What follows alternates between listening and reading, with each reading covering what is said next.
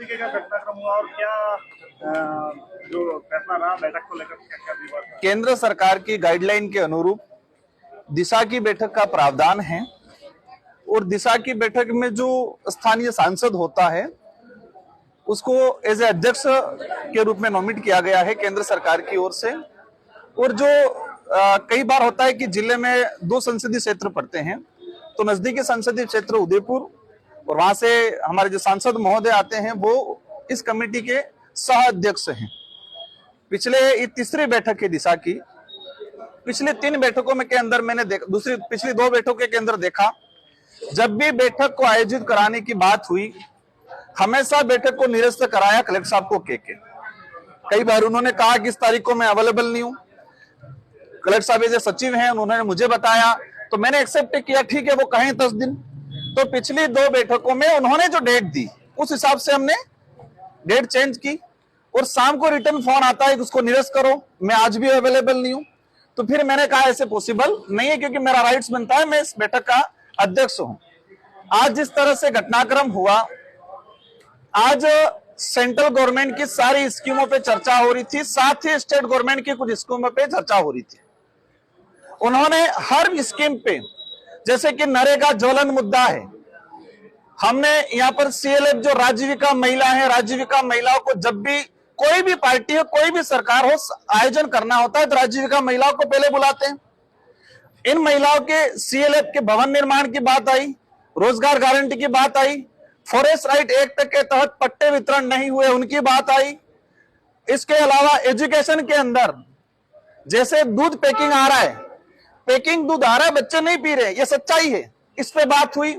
इन सारी बातों को रोकने का काम किया उदयपुर सांसद महोदय के द्वारा। जितनी स्कीमों में जो भी मेंबर्स मेरे द्वारा है, किसी भी मेंबर्स के द्वारा डूंगरपुर क्षेत्र की जनता की हित की बात उठाई, यहाँ पर जो समस्या, यहाँ पर जो भ्रष्टाचार हो रहा है उस पर बात उठाई, हर बात पे टोकने का रोकने का काम किया।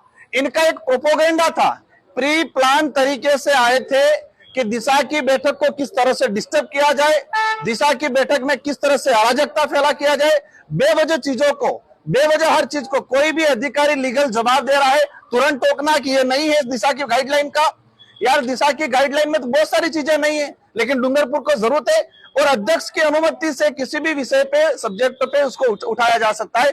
लेकिन उन्होंने हुड़दंग मचाने का काम किया, बेवजह माहौल खराब करने का काम किया, अनर्गल आरोप लगाए और ऐसा माहौल क्रिएट कर कुमार से कुछ हरकतें करे, इस तरह से प्लान किया। हमारे विधायक जी को भी उन्होंने उकसाने का काम किया। मतलब जो सब्जेक्ट रिलेटेड ही नहीं है। मुझे जहां तक लगा उदयपुर सांसद महोदय डूंगरपुर जिले की सरकार की योजना ग्राउंड पे इंप्लीमेंट नहीं होने के पक्षधर हैं। भ्रष्टाचार की बात आई, रोकने का काम किया। नरेगा मेट कारीगरों का पेमेंट नहीं है 8-8 महीने से, उस बात पे आते वो रोकने का काम कर रहे। तो जिस तरह से लगा ये कमियां छुपाने का काम, दिशा की बैठक को डिस्टर्ब करने का काम, डूंगरपुर में बंडा ढाल करने के उद्देश्य से आज आए थे और उन्होंने दिशा की बैठक को डिस्टर्ब करने का प्रयास किया। 2-3 बार उनका प्रयास ये रहा कि बैठक खत्म हो जाए, समाप्त हो जाए, लेकिन मैंने और हमारे सदस्यों ने सबने संयमित रखा और हमने प्रयास किया कि बैठक को सुचारू रूप से आयोजित किया जाए। मैं कहना चाहूंगा ये कितना भी प्रयास कर ले, लेकिन डूंगरपुर जिले में केंद्र और राज्य सरकार की योजना को धरातल पे लागू करने का काम भारत आदिवासी पार्टी कराएगी।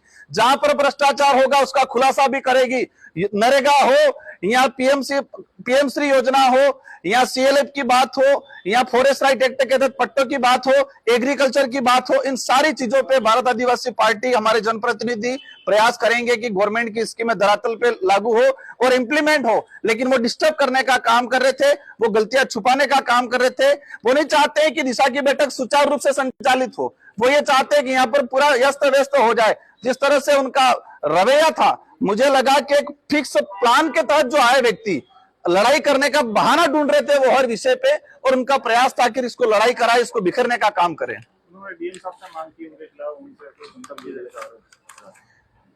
देखो वो कुछ भी कर सकते हैं। जो व्यक्ति जाडोल फलासिया में पैंथर गए वो कहता है कि बाप ने भेजे। उनके प्रतापगढ़ के अंदर वहां के स्थानीय कलेक्टर महोदय, उनका कोई इशू हुआ उसका श्रेय मुझे देते, एक राजकुमार का षड्यंत्र है।